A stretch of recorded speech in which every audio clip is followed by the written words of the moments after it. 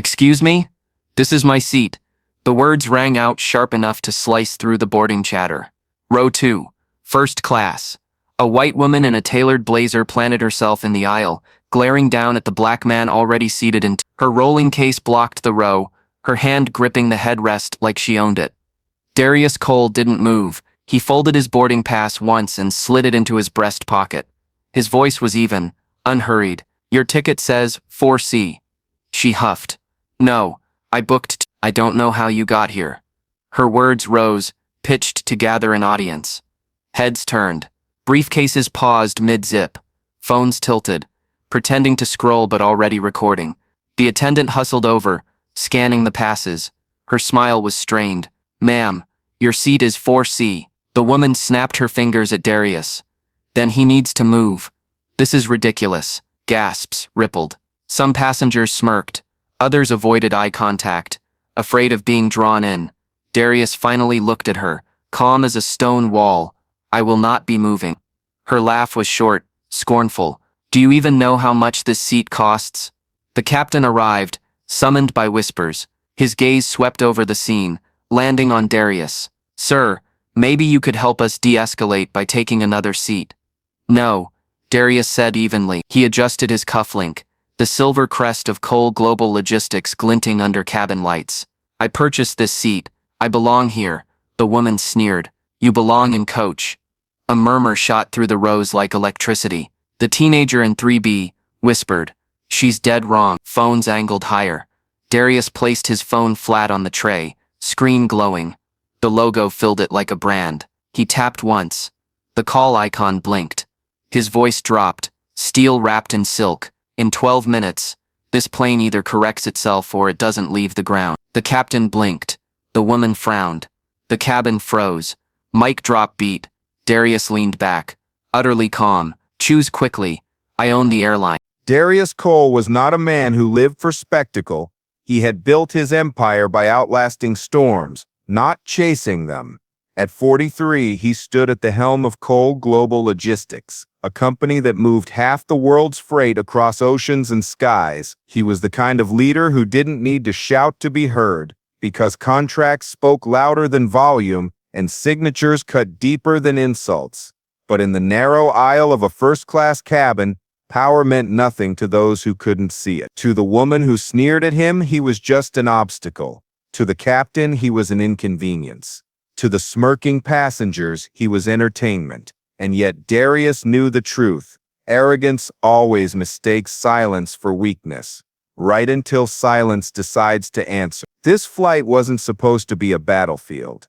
Darius had boarded with nothing more on his mind than a meeting overseas, finalizing an expansion into 3 major ports that would double his company's reach. The first-class seat was not luxury but necessity, a workspace to prepare, a place to rest before negotiations. But arrogance had transformed a routine departure into a crucible. He wasn't angry. Anger was noise, and Darius had no use for noise. He was patient, deliberate, exact. He knew one call could shift the weight of an entire airline, but he also knew timing mattered more than leverage. Let them underestimate him. Let them push. The higher arrogance climbed, the harder it would fall. Now, as whispers surged around him and phones recorded, Darius settled into 2A with calm certainty. The countdown had started, and no one else in the cabin understood how little time arrogance had left. The woman planted herself in the aisle like a tree refusing to bend in the wind. Her voice carried over the cabin chatter, sharp, insistent. This is my seat. He's in it. Move him. Passengers who had been fussing with bags or scrolling phones paused to watch. Even those pretending not to stare leaned slightly, ears tilted toward the spectacle. The boarding pause stretched into tension, thick as storm air. The attendant, Jenna, forced a smile that didn't reach her eyes. Ma'am, I've scanned your pass. Your seat is 4C. This gentleman is in 2A, which is correct. The woman flared her nostrils. I don't care what your scanner says. I booked 2A. I am not sitting in the back with strangers breathing on me. Snickers flared from a few rows down. A businessman in 2B leaned back, smirk curling. Well, this should be fun. His voice wasn't loud, but in the charged silence, it carried. Darius Cole remained still. His boarding pass sat on the armrest. Silver letters clear, First Class 2A. His phone rested beside it, face down, the weight of it a quiet promise. He adjusted his cufflinks slowly, the click of metal on metal punctuating the silence. When he spoke, his voice was low, measured, yet every word landed like a stone dropped in still water. "This is my seat. I am not moving." The woman laughed, shrill. "Do you even know how much this seat costs?" A teenage girl in row 3 bit her lip to keep from laughing, not at Darius, but at the absurdity. She lifted her phone higher, recording. Jenna's smile cracked. "Ma'am, please, sit down. We're delaying the flight." "Good," the woman snapped. "It won't leave until this is fixed."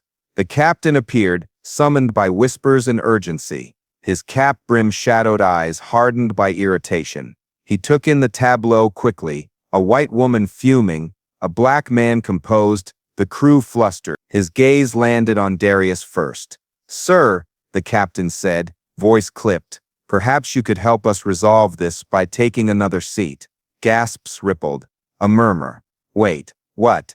Darius raised his eyes, steady, unshaken. "No, I paid for this seat. I will not move." The woman seized the opening. "See, he's the one refusing. He's the problem." A businessman muttered, "Unbelievable," shaking his head. Another passenger leaned forward, whispering, "This is going viral." The captain's jaw tightened. "Sir, I am asking you to cooperate. We don't want trouble." Darius let the silence breathe before answering. "Captain, my boarding pass says 2A.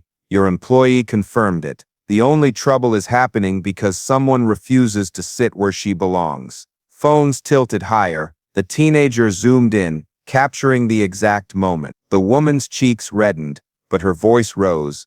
"If he stays, I'm not sitting. And if I don't sit, this flight is going nowhere." For the first time, Darius smiled faintly. "On that," he said, voice soft but heavy, "we agree."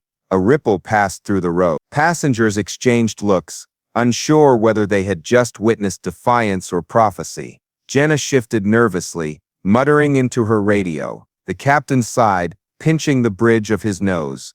"This is getting us nowhere. Security will have to intervene." Mic drop beat. Darius tapped his phone once, screen glowing with a crest that none of them recognized yet. Calm radiated off him. "This flight," he murmured, "was never leaving without correction." The cabin buzzed like a live wire. The woman's arrogance withered into sputtering protests. "This is insane. You can't let him." "Quiet," snapped a passenger from row 5. Applause rippled briefly, silencing her. HR officials appeared at the cabin door, clipboards in hand, escorted by staff.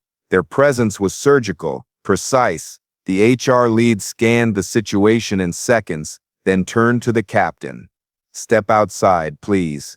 The captain's face burned. "This is my aircraft." "I won't, Captain," the HR officer interrupted, firm. "Now." The union rep trailed behind, voice low. "It's over. Don't make it worse." The woman tried one last stand. "I only asked not to sit beside." The HR officer's gaze cut her down. "Ma'am, your refusal and comments disrupted operations. You will be removed from this flight." Shock waves hit the cabin. Passengers straightened, whispering. Phones zoomed in, capturing every detail. The woman sputtered. "What? He's the problem." "No," Darius said softly, his voice carrying. "You are." Security stepped forward. The woman clutched her bag, muttering curses as she was escorted out. The cabin exhaled as she vanished onto the jet bridge. Relief mixed with awe, the atmosphere shifting. Ops control returned over Darius's phone. "Mr. Cole, disruptive passenger removed. Do you wish to lift the hold?" Dozens of eyes landed on him, not mocking now but reverent. He picked up his phone, thumb hovering before pressing. "Lift it. Copy. Flight cleared for departure." The captain never returned. The first officer stepped into command, his voice steady. "Ladies and gentlemen, I'll be your captain today. Prepare for departure." Applause erupted. Not tentative this time, full, thunderous. Mic drop beat. Darius lifted his glass of water, calm as ever. Correction complete, he murmured, as the engines roared back to life. The cabin still trembled from applause when silence returned, heavy and watchful. Darius Cole remained seated, his phone glowing faintly on the tray. The crest of Cole Global Logistics was no longer a mystery. Passengers whispered the name like a secret they weren't supposed to know. The HR officer conferred quietly with Ops Control through her headset. Her eyes kept darting toward Darius, as though trying to measure just how much weight this man truly carried. The first officer, now acting captain, approached cautiously. "Mr. Cole," he said, his voice low, "I've been informed you hold certain agreements with the airline. May I confirm?" Darius didn't flinch. "Not agreements, ownership stakes." His gaze shifted across the cabin, lingering briefly on every phone camera pointed his way. "You can confirm with your legal department. I'm majority shareholder of this airline. Every fuselage in your hangar carries my contracts under its skin." Gasps rippled like thunder rolling across a valley. The teenage girl in row 3 whispered into her live stream, "He owns it. He owns the whole thing." Comments poured in. "No way. This is insane. Boss move." The HR officer's face blanched. She muttered something into her headset, listening as Ops confirmed. Her eyes widened further. "Confirmed. Mr. Cole, you are listed as majority shareholder." The woman who had refused to sit next to him had not yet been escorted far. She lingered just outside the cabin, shouting faintly through the open door. "Are we leaving yet? This is ridiculous." Passengers laughed, some openly, some shaking their heads in disbelief. Darius leaned back, folding his hands in his lap. His voice carried through the cabin without effort. "You asked me to move. You called me the problem. But the truth is simple. This airline moves because I allow it to." The businessman in 2B dropped his smirk entirely, sinking into his seat. He pulled his phone closer to his chest, suddenly self-conscious. The HR officer cleared her throat, professional composure fracturing. "Mr. Cole, would you like us to—" "No," Darius interrupted, his tone calm but sharp. "I don't want theater. I want correction. That passenger is removed. The captain is relieved. The crew will be retrained, and this moment will be remembered." His phone buzzed again. A new message lit the screen. Ops board emergency session convened. The Cole directive under review. He picked up the device, scrolled once, then set it back down. "Policy changes start tonight, and they begin with this flight." Gasps echoed again. A woman in row 5 clapped quietly, hesitant at first, then stronger. Soon others joined. Mic drop beat. Darius raised his glass of water. "Correction is complete. Now let's fly my aircraft." The woman's protest outside the cabin grew shriller. "You can't treat me this way. I have rights." Security tightened around the jet bridge, blocking her re-entry. Her voice cracked with desperation. But the more she shouted, the less power her words carried. Passengers inside the cabin chuckled nervously. Darius turned his gaze toward the HR officer. "You've logged her comments?" "Yes, sir," she stammered. "Multiple witnesses, recordings and live streams." "Good," Darius said. "Then let the record show. Discrimination won't be tolerated in my airline." Phones buzzed across the cabin as news alerts spread. Clips of Darius's calm defiance were already trending. The hashtag Gull directive scrolled across timelines at lightning speed. The acting captain approached again, voice quieter. "Sir, on behalf of the crew, I apologize. I didn't realize." Darius studied him, then gave a single nod. "You stood when your captain faltered. That matters. Don't apologize for him. Learn from him." The young man swallowed hard, but his shoulders squared with a kind of pride. Meanwhile, the woman outside grew frantic. Her designer heels clicked furiously against the jet bridge floor. "I'll sue. I'll call the press." "Ma'am," the HR officer called out sharply.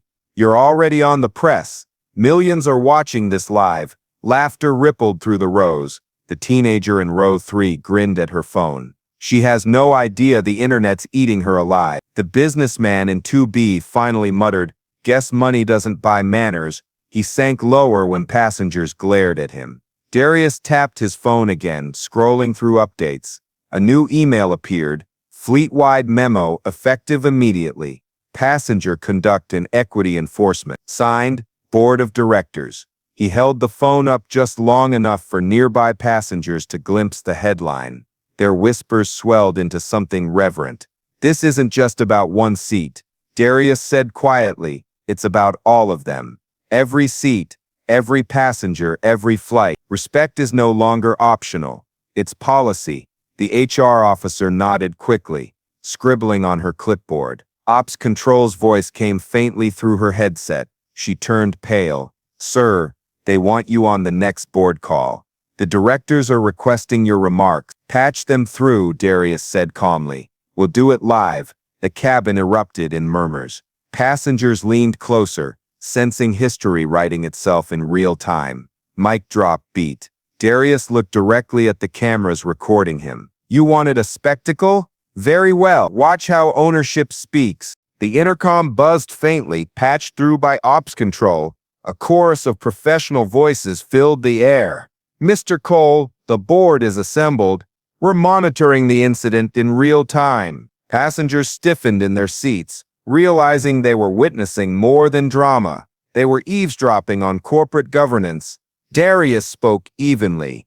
You've seen the footage. You've seen the arrogance that tried to soil my airline. I won't tolerate it. Draft policy immediately. Zero tolerance discrimination reinforced by independent oversight. One director's voice came through. Already underway. We'll call it the Cole Directive. The cabin gasped collectively. The teenage girl whispered into her stream. He just made a law in the middle of a flight. The woman outside screamed, muffled now by distance. Her words no longer mattered. Ops Control responded, Miss Doyle, should we proceed with suspension of Captain Rand and disciplinary review of the cabin crew? Yes, Darius said. Effective immediately. Authority must be accountable. Passengers applauded spontaneously. The HR officer's pen shook as she scribbled notes. Jenna, the attendant who had fumbled earlier, swallowed hard, then approached tentatively. Sir, I was wrong. I judged before I checked. I'll do better. Darius studied her for a long beat. You'll have the chance. Correction begins with humility. She nodded, eyes damp, then stepped back. Across the cabin, whispers turned into something else: admiration. People began to understand they weren't just witnessing a clash, they were present at a pivot point in aviation history. Ops Control's final words sealed it. Miss Cole, the Cole Directive will be implemented fleet-wide before this aircraft lands. Effective now, you've changed the standard. Silence spread reverent. Even the engines seemed to hum differently, as though carrying new weight. Darius raised his phone slightly. Then let it be recorded. This is not merely my airline. This is my promise. No passenger will face what I faced tonight. Cheers broke out, full and unrestrained. Passengers clapped, some crying, some laughing in disbelief. The teenage girl grinned into her live stream. He just rewrote the rules of flying. Right here, right now. Final mic drop beat of the twist. Darius leaned back calm as ever and said simply, I don't just own this seat. I own the sky. The jet bridge echoed with the sound of her heels, a frantic staccato against steel. The white woman's voice cracked with fury as she raged at security. This is harassment. I demand another flight. I demand compensation. Do you know who I am? The officers flanking her didn't answer. They simply walked her toward the gate podium, where a supervisor already waited with a tablet in hand. Behind them, the cabin door sealed shut, cutting her from the flight she'd derailed. Passengers inside the aircraft exhaled relief, the tension dissipating like smoke. Some leaned across aisles to murmur. Others replayed their recordings, already uploading clips to social media. The hashtag Goal Directive climbed the digital ladder faster than a takeoff roll. At the podium, the supervisor's tone was clipped. Ma'am, your behavior has been documented by multiple witnesses and recordings. You disrupted operations and violated federal regulations. You are now banned from flying with this airline, effective immediately. Her eyes widened, outrage sputtering. You can't! He turned the tablet for her to see. Legal notices already drafted, signed by corporate. The footage of her words, "He doesn't belong here," played in silent loop across the screen. Passengers spilling off adjacent flights stopped to watch, whispering as recognition dawned. She was already infamous. Her arrogance was now a headline, her defiance a cautionary tale. "No!" she screeched, voice raw. "I was the victim." The supervisor's gaze was cold. "You were the disruption." Cameras clicked. Phones filmed. The internet had already chosen sides. She shoved her bag onto her shoulder, storming toward the terminal. But no matter how fast she walked, whispers followed her like shadows. By the time she reached the escalator, her face was trending worldwide. Inside the cabin, passengers erupted into applause when word spread of her permanent ban. Relief turned into satisfaction. Justice had been swift, public, undeniable. Darius did not clap. He remained still, his presence an anchor. His correction was never about humiliation. It was about setting a standard. Still, the corner of his mouth curved slightly, a gesture so subtle it carried more weight than celebration. Mic drop beat. As the aircraft finally pushed back from the gate, a passenger muttered into her phone. She tried to take his seat. He took her wings. Captain Rand stood stiffly in the operations office, cap clutched in his hands. His jaw worked, but no words came. Across from him, 2 HR officers and a union representative reviewed the reports, their expressions grim. The footage was damning. His voice barked across countless screens. "Remove him. We don't have time for this." The senior HR officer leaned forward. "Captain Rand, your decision to target a paying passenger with a valid ticket based solely on another passenger's refusal constitutes gross misconduct." Rand swallowed hard. "I was trying to keep order." "You failed," she replied sharply. "You escalated. You put prejudice above protocol." The union rep sighed. "We can't shield you from this."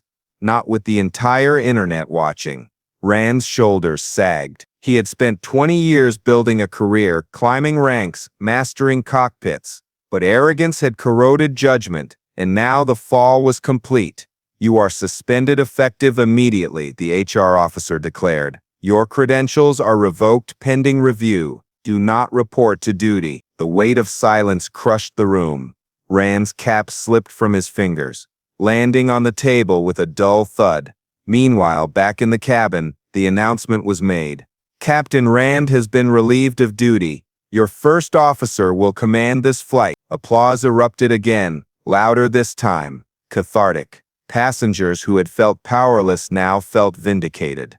The teenager in row 3 cheered into her live stream. "He's out. The captain's gone." Darius sipped his water calmly. Correction was never loud. It was steady, inevitable. In the operations office, Rand's face paled as his ID badge was collected. Outside, a reporter's camera caught the moment he stepped into the terminal, his career visibly unraveling. Headlines would follow within the hour. "Captain removed mid-flight after discrimination scandal." Mic drop beat. Rand walked away, a pilot grounded by arrogance, while Darius's aircraft climbed steadily into the night. By the time Flight 417 leveled at cruising altitude, the Cole directive was already policy. Emails flashed across the fleet, instructing staff on new standards: zero tolerance, independent oversight, passenger dignity above all. In crew lounges from New York to Tokyo, attendants refreshed their inboxes, murmuring over the new rules. Pilots read the directives with quiet astonishment. Change this fast was unheard of. But then again, so was Darius Cole. Inside the cabin, Jenna approached again, her voice stripped of arrogance. "Mr. Cole, I want to apologize. I misjudged. I let arrogance lead instead of professionalism. I'll do better." Darius studied her for a moment. "Correction isn't failure. It's growth. Remember that." Her eyes watered with relief as she nodded, retreating down the aisle. Passengers leaned across seats, whispering about what they had witnessed. Some clapped softly again. Others sent messages to loved ones. "You won't believe what's happening on my flight." The teenager in row 3 updated her stream. "The Cole directive just went live. Every flight in the fleet, He changed the rules at 30,000 feet. Comments exploded. Legend. History in the making. Respect the man in 2A. In corporate offices, executives scrambled. Some resisted, some embraced, but all obeyed. The balance of power had shifted. No longer could arrogance hide behind uniforms or titles. Authority without accountability had been exposed and dismantled. Darius leaned back, closing his eyes briefly. He wasn't savoring triumph, he was ensuring permanence. The Cole Directive wasn't about ego, it was about building a runway wide enough for dignity to take off and never land again. The engines hummed, steady and resolute. Passengers settled, tension dissolving into awe. The cabin no longer felt like a battleground, but a sanctuary in the sky. Mic drop beat of the Resolution. The intercom chimed once. The acting captain's voice rang clear. Ladies and gentlemen, thank you for your patience. Tonight, history was written aboard this aircraft. And now, we continue forward. Applause filled the cabin, not for delay or departure, but for correction. The engines purred as Flight 417 leveled into the night sky, but the atmosphere inside the cabin was transformed. Passengers no longer whispered in unease. They leaned toward one another, speaking with reverence. Phones pinged with alerts. Tweets, live streams, videos already climbing into millions of views. The teenager in row 3 wiped her eyes as she updated her stream. I just watched a man rewrite aviation history. He didn't yell, he didn't move, he just stayed calm, and now everything's different. Comments poured in. He's a role model. This is why dignity matters. Across the aisle, a mother whispered to her daughter, "See? That's what strength looks like. Not shouting, not fighting, just standing firm." Darius remained still, the calm at the eye of the storm. He lifted his water, sipped slowly, then set it back down. For him, victory wasn't in applause, it was in correction. Authority without humility had been checked. Arrogance had been disarmed. The sky itself felt lighter. His phone buzzed again, this time with personal messages. His sister's voice trembled on voicemail. "Darius, I saw the footage. You reminded me of Mama, how she used to tell us, never let anyone move you from where you belong. You lived that tonight. I'm so proud." He exhaled slowly, closing his eyes. The weight of memory pressed gently against him. His mother standing by an airport fence, pointing at planes slicing the clouds. "One day you'll ride in the front. Don't let anyone tell you otherwise." That day had come, and he hadn't just claimed the front, he had redefined it. The first officer's voice came over the intercom, calm and steady. "Ladies and gentlemen, thank you for your patience tonight. As we continue this journey, let us remember respect is not a luxury, it is the runway we all share." Applause filled the cabin, not for a delay or a departure, but for dignity restored. Mic drop beat. Darius opened his notebook and wrote 3 words beneath the hum of engines. "Respect takes flight." The news cycle ignited before the aircraft touched down. Headlines blazed across every major outlet. Black CEO grounds plane after discrimination revealed as airline owner. Clips looped endlessly. Darius calmly refusing to move, the woman's arrogance unraveling, the crest of Cole Global Logistics glowing like a seal of authority. At airports worldwide, monitors played the footage. Travelers stopped mid-stride, transfixed. Some clapped spontaneously, others whispered. Finally, within hours, the Cole Directive became more than policy. It became cultural. Crew training modules were rewritten. New scripts emphasized dignity above all. Flight attendants practiced scenarios not with mechanical repetition but with reverence, knowing they were carrying a precedent set mid-air. At one training center, Jenna stood at the front of a classroom. Her voice shook at first, but steadied as she admitted, "I failed my passenger. I failed myself.